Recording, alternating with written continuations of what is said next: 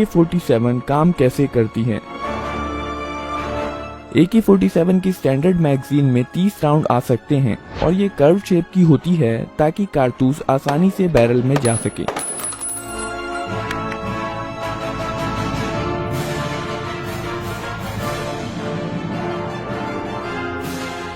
Shooter front और rear side की मदद से निशाना लगाता है। AK-47 और AKM की मैक्सिमम इफेक्टिव रेंज लगभग 400 मीटर की होती है। पहली बार फायर करने के लिए ऑपरेटर एक लोडेड मैगजीन को लगाता है, फिर चार्जिंग हैंडल को पीछे खींचकर छोड़ देता है और फिर ट्रिगर दबाता है। सेफ्टी लीवर की मदद से शूटर राइफल को अलग अलग मोड पर सेट कर सकता है। सबसे ऊपरी स्थिति में राइफल सेफ मोड पर है। इस मोड पर सेफ्टी लीवर राइफल को लोड होने से रोकती है। यहाँ पर AK-47 का ट्रिगर मैकेनिज्म दिखाया गया है। जब राइफल सेफ मोड पर है तो ट्रिगर ब्लॉक हो जाता है और इसलिए ट्रिगर को नहीं दबाया जा सकता है।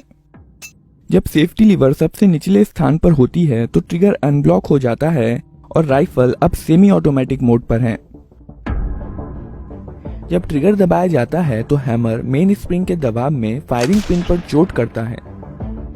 फायरिंग के बाद बोल्ट कैरियर पीछे आता है और हैमर को पीछे धकेल देता है। डिस्कनेक्टर हैमर को पकड़ लेता है। बोल्ट कैरियर रिकॉइल स्प्रिंग के कारण अपनी पहले वाली स्थिति में चला जाता है, जबकि हैमर डिस्कनेक्टर में फंसा रह जाता है।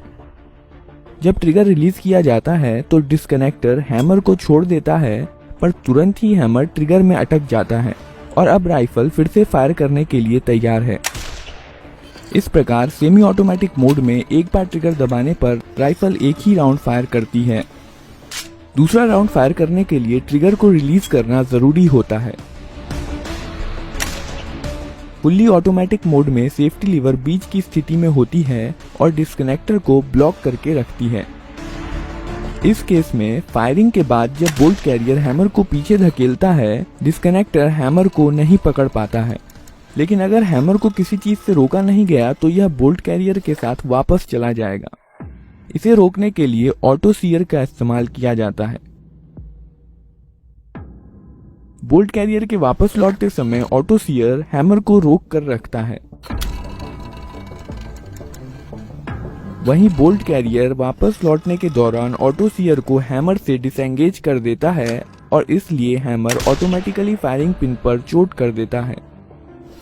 यही कारण है कि फुल्ली ऑटोमेटिक मोड पर राइफल तब तक फायर करती रहती है जब तक ट्रिगर को रिलीज नहीं कर दिया जाता या मैगजीन खत्म नहीं हो जाती। अब हम देखेंगे कि कारतूस को बैरल में कैसे लोड किया जाता है। जब बोल्ट कैरियर वापस आ रहा होता है, बोल्ट जो कि बोल्ट कैरियर में रखा होता है, मैगजीन में से एक कारतूस को बैरल में धकेल देता है।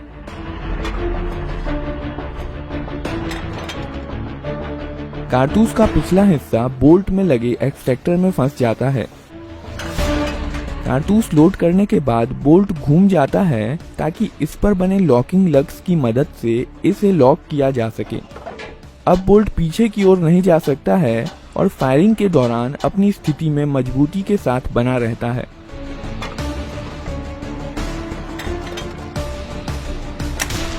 बोल्ट को बोल्ट कैरियर के अंदरूनी हिस्से में बने कैम गाइड के माध्यम से घुमाया जाता है। बोल्ट कैरियर के आगे जाने पर बोल्ट लॉक हो जाता है और पीछे आने पर वापस अनलॉक हो जाता है।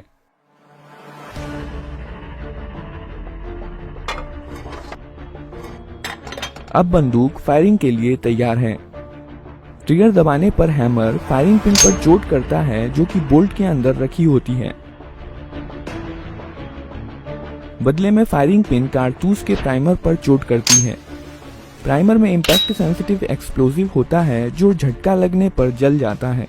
इसके कारण कारतूस में रखे गन पाउडर में आग लग जाती है और बुलेट के पीछे की जगह बहुत सारी हाई प्रेशर गर्म गैसों से भर जाती है। क्योंकि इन गैसों के पास बाहर निकलने का कोई रास्ता नहीं है, यह बुलेट को पीछे से बहुत फोर्स के साथ धकेलती हैं जिसके कारण बुलेट बहुत तेज गति के साथ बैरल से बाहर निकलती है।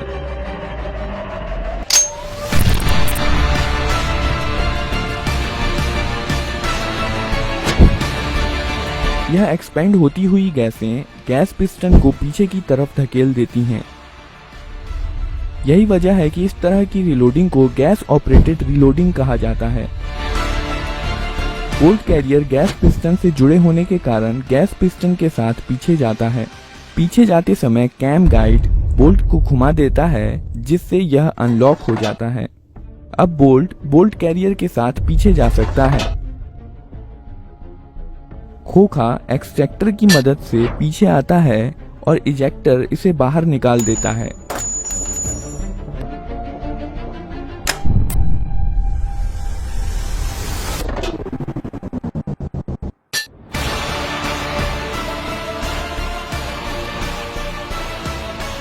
पीछे जाते समय बोल्ट कैरियर हैमर को पीछे धकेल देता है और वापस आते समय बैरल में अगला राउंड लोड कर देता है और इस प्रकार मोड के अनुसार राइफल अगला राउंड फायर करने के लिए तैयार है।